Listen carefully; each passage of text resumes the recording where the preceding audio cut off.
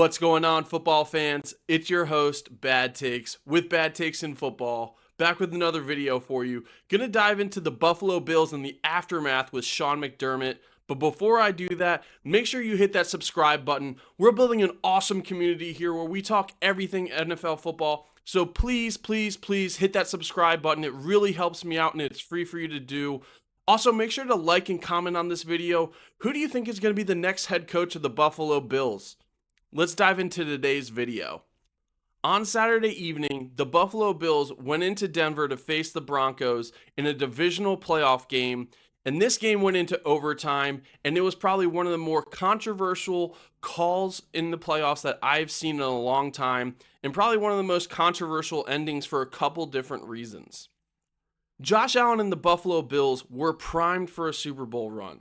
There was no Patrick Mahomes, no Joe Burrow, no Lamar Jackson. He was the most veteran quarterback that was in the AFC still playing. He's an MVP caliber quarterback who has made it to the AFC Championship twice and has not been lucky enough to make it to the Super Bowl. And he is now going to have to wait a whole nother season before he can have another shot at the Super Bowl. And oh, by the way, it's now going to be without Sean McDermott. Their head coach is out. This is probably one of the craziest firings I had seen. I know a lot of people expected the firing of head coach John Harbaugh, potentially Mike Tomlin, but Sean McDermott, I haven't heard anyone mention his name as a potential firing after this season.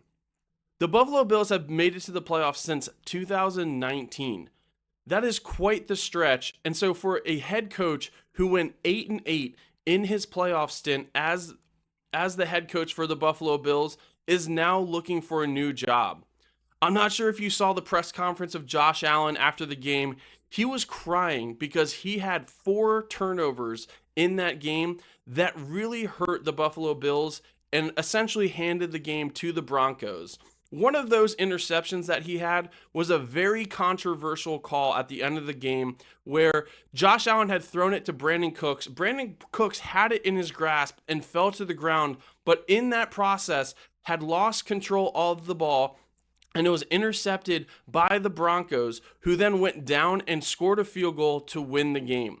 If Brandon Cooks had caught that ball, they would be in field goal range, and the Buffalo Bills most likely would be moving on to the AFC Championship to face the New England Patriots.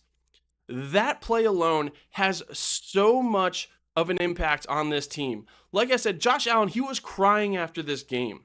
He wasn't the only one. Deion Dawkins, his left tackle, was crying because he felt so bad for Josh Allen as well.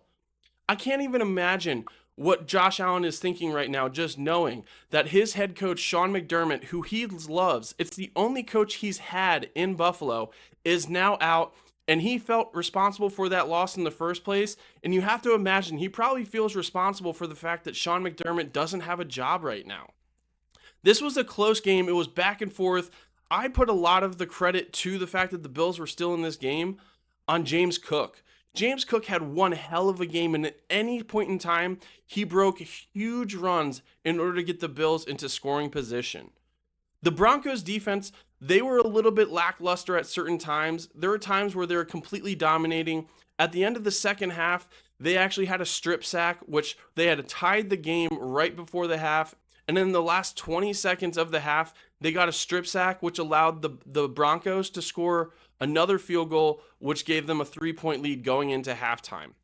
And that was a huge momentum changer. But again, Josh Allen and those Bills in this Bills team, you couldn't count out. And again, they were able to get this game into overtime. The Broncos had allowed too much time in the fourth quarter for Josh Allen to go down and get the points in order to tie the game 30-30. Josh Allen in this game threw for 283 yards. He had 3 touchdowns and 2 interceptions. And then, like I said, also 2 fumbles in this game. James Cook ran for 117 yards on 24 carries. Like I said, he was a workhorse in this game. All of this, again, goes down to the fact that Sean McDermott is no longer the head coach. And the worst part about the outcome of this game is the fact that Bo Nix, the starting quarterback for the Denver Broncos, who helped win this game for the Broncos, fractured his ankle in the second to last play before they won the game, and he is now out for the rest of this season.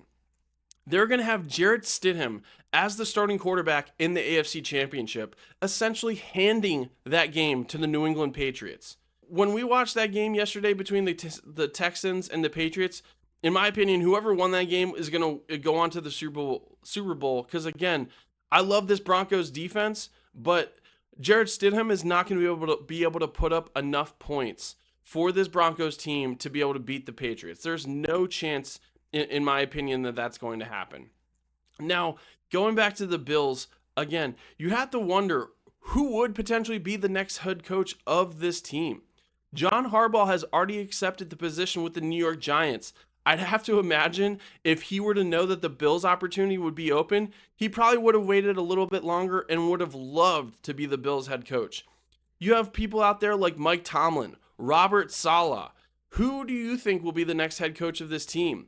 Will it be an offensive-minded coach, or will they stick with the defensive-minded coach like they had with Sean McDermott? That's it for me today. Thank you again for watching. This is Bad Takes with Bad Takes in Football, signing out.